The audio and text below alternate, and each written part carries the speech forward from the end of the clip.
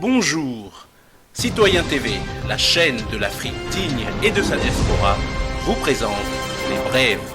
Soutien à Afrique Média TV, vive l'Afrique, vive la souveraineté, le monde c'est nous.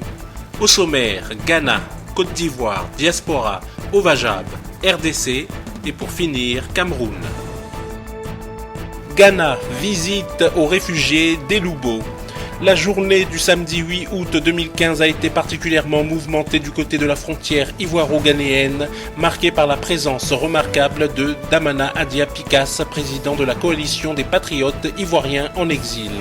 Au menu, match de football, cérémonie de baptême de la structure des réfugiés de Elubo et environ, particulièrement celui de la COPI qui recevait la délégation et aussi celui du CEFRI. Puis repas fraternel avec tous, dans la simplicité habituelle qui le caractérise, se prêtant aux photos et entretiens privés avec tous ceux qui le désiraient. Côte d'Ivoire, le président JJ Alo-Eric a rencontré le président par intérim du COGEP, Agénor Youambi, pour comprendre la crise qui secoue cette organisation sœur. Dans son introduction, le président Agénor Youambi a tenu à rappeler que le COGEP a été créé pour soutenir le président Laurent Gbagbo. Ensuite, il a dit que la crise au COGEP tirait ses origines de la crise au FPI suite à la lettre du président Charles Blé Goudé qui demandait à ses militants d'observer la neutralité. À Youambi de dire, comme Blé Goudé lui-même nous dit, le président Gbagbo a répondu favorablement à l'appel de Mama pour que le FPI soit soudé autour de sa personne. Moi, Youambi, je n'ai plus le droit d'être neutre. Diaspora, bravo et merci aux patriotes ivoiriens et panafricains qui se sont rendus devant la prison coloniale de la Haye à Scheveningen pour fêter l'indépendance avec le président Laurent Gbagbo et le ministre Charles Blé Goudé.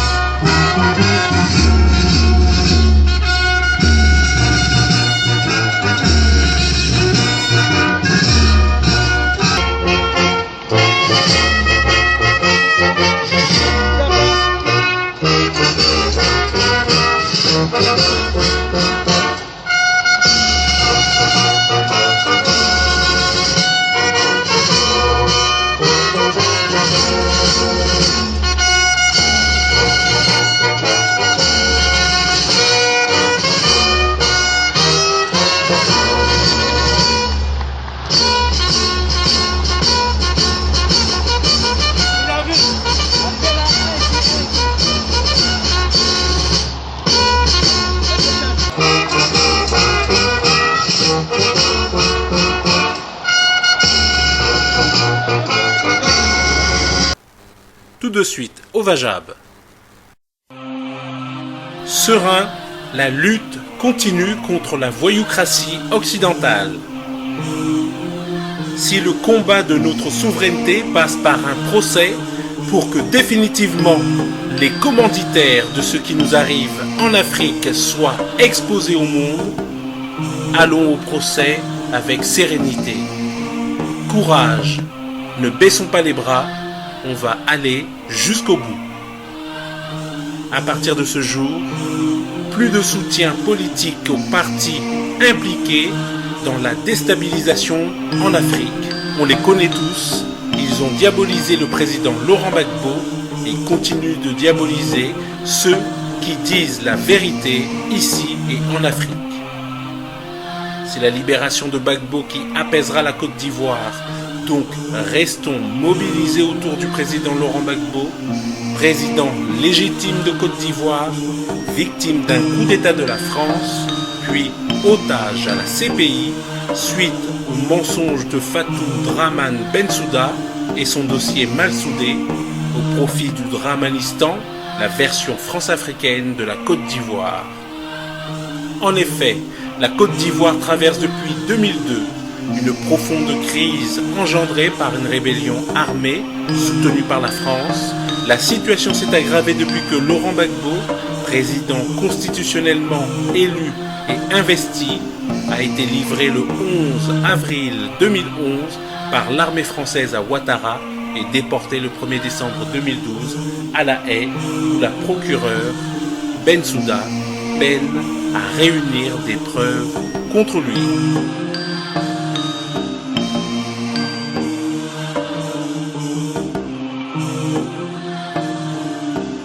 Tout de suite, actualité en RDC. Un tremblement de terre d'une magnitude de 5,6 sur l'échelle de Richter avec comme épicentre la région du lac Tanganyika a secoué les provinces du Nord et Sud Kivu. Tôt le matin de ce vendredi, au Nord Kivu, il n'y a pas eu des dégâts humains ni matériels, mais à Goma, le gouverneur Julien Paluku a convoqué une réunion d'urgence à l'intention des volcanologues de la capitale du Nord Kivu. Il était question de s'imprégner de l'état du volcan Nyiragongo après le passage de ce séisme. Pacheco Kavundama. Autour du gouverneur de province, les experts de l'observatoire volcanologique et ceux de la protection civile et 2 ministres provinciaux ont fourni les données techniques au sujet du tremblement de terre qui a secoué la ville de Goma ainsi que toute la région des pays des Grands Lacs vers 3h28 heure de Goma. À l'observatoire volcanologique de Goma, on parle de plusieurs dégâts matériels et humains. Il y a eu 2 morts à l'huile. Ce sont des enfants qui dormaient, leur maison est tombée. Et il y a eu aussi à Bukavu, à Niawera, des maisons qui sont tombées aussi. Mais le plus grand dégât, c'est l'impact psychologique. Julien Paluku, gouverneur de province, a dit que ce gouvernement est déterminé à faire face à toute éventualité en cas d'éruption volcanologique. Il y a un plan de contingence qui a été actualisé, c'est-à-dire un plan d'évacuation de la population dans les cas où il y a un risque d'éruption volcanique. Nous avons parlé avec la protection civile qui a déjà élaboré ce plan qui a été actualisé et nous devons mettre les moyens à la main à la poche pour que nous puissions doter notre protection de tous les moyens nécessaires pour qu'en cas d'éruption volcanique, nous soyons à même de prendre en charge la population. Et à la protection civile, on parle donc des dégâts causés à Goma. Joseph Kambale Makundi avertit que la ville de Goma est parsemée de plusieurs fissures. À l'ensemble de la ville, on n'a pas encore enregistré de dégâts liés au matériel, liés aux vies humaines et liés à qui que ce soit par rapport au tremblement de terre. On le sait très bien que les fissures sont parsemées dans l'ensemble de la ville. On le sait que l'aéroport contient des fissures. Et moi, pas ça part, ce sont des fissures, il faut le dire aux gens que vous êtes sur des fissures. On sait que les stations de carburant sont construites sur les fissures. Dans l'entretemps, un autre tremblement de terre est annoncé pour les 15 jours qui suivent. Les populations de Goma et environ sont appelées à vaquer librement à ces occupations car les volcanologues surveillent tous les mouvements du volcan Nyiragongo. Et pour finir, actualité au Cameroun avec l'affaire Afrique Média TV par Monsieur Bandakani. Alors, on sait quand même que de toutes les façons, le panafricanisme, c'est notre philosophie sur Afrique Média. Alors, avant de donner la parole à Eman Moussinga qui est aussi là, on va donner la parole d'abord au président Bandakani qui a beaucoup à dire à ceux qui essaient en tentant de déstabiliser le continent africain en voulant fermer Afrique Média Télévision. Tony, vous savez que la justice est la poursuite de la politique par d'autres moyens. C'est ce que nous apprend la théorie matérialiste de l'histoire. Je convoque Karl Marx. Et il faut comprendre que c'est ce qui est en train de se passer là. Pourquoi j'ai dit ça? Je suis en train de dire que je dis ça parce qu'il faut tuer ce que j'appelle le prétexte juridique, par respect pour la justice de ce pays-là. Le prétexte juridique qu'on va mettre en avant. Le prétexte procédurier qui va être mis en avant pour cacher les objectifs politiques qui sont derrière l'acharnement qu'il y a contre Afrique Média. Mon ami Rodrigue Tchoko-Dieu vient de convoquer la question déontologique. D'accord là? Nous avons suffisamment démontré ici à Afrique Média que ce n'est pas une affaire de déontologie qui est en jeu. Parce qu'en matière de déontologie, il vient de démontrer une fois de plus, à la suite de ce qui a été fait il y a quelques mois, que le CNC ne connaît pas la déontologie. Ils connaissent tout sauf ça. Parce que c'est une structure qui viole les missions qui lui sont conférées dans le décret nominatif. Ils violent. Entre autres, il y a la protection de la morale publique dans leur mission. Ça ne n'intéresse pas. Le CNC couvre et protège la dépravation de mœurs dans notre société.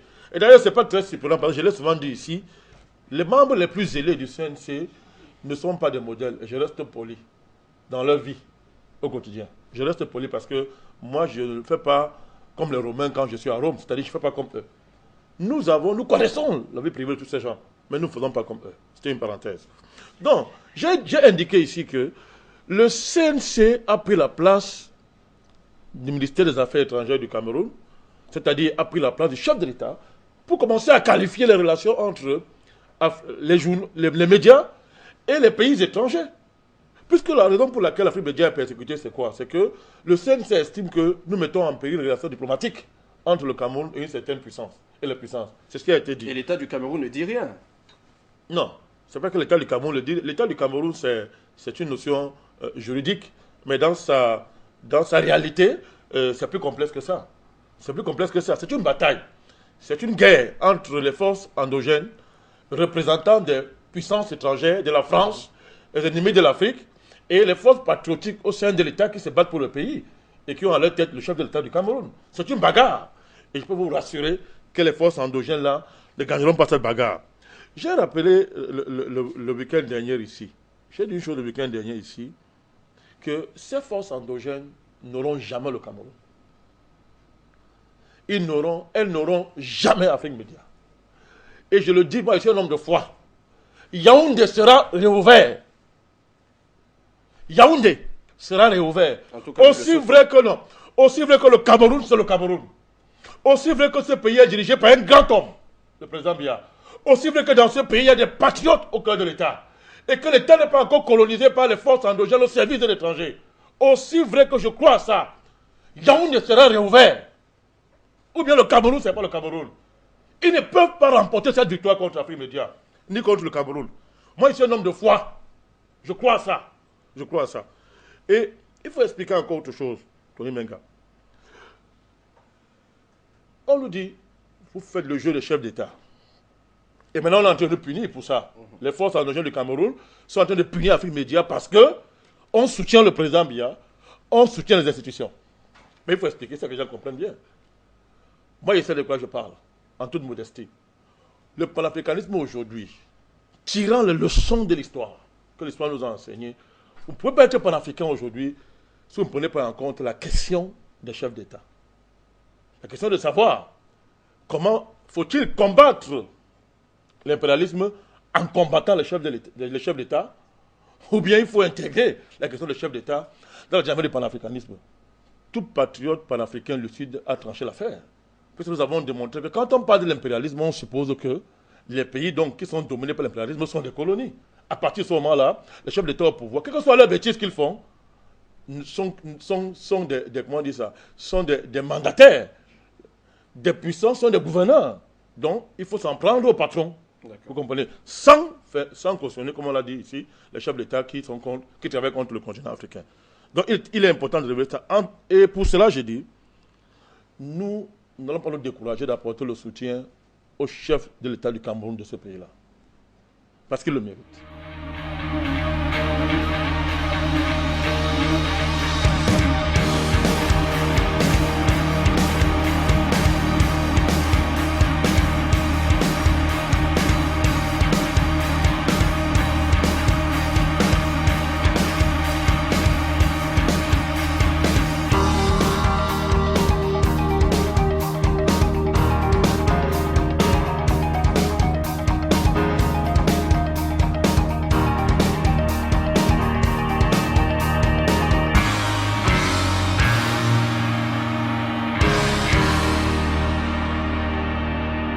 Citoyen TV, la chaîne de l'Afrique digne et de sa diaspora, vous a présenté Les Brèves.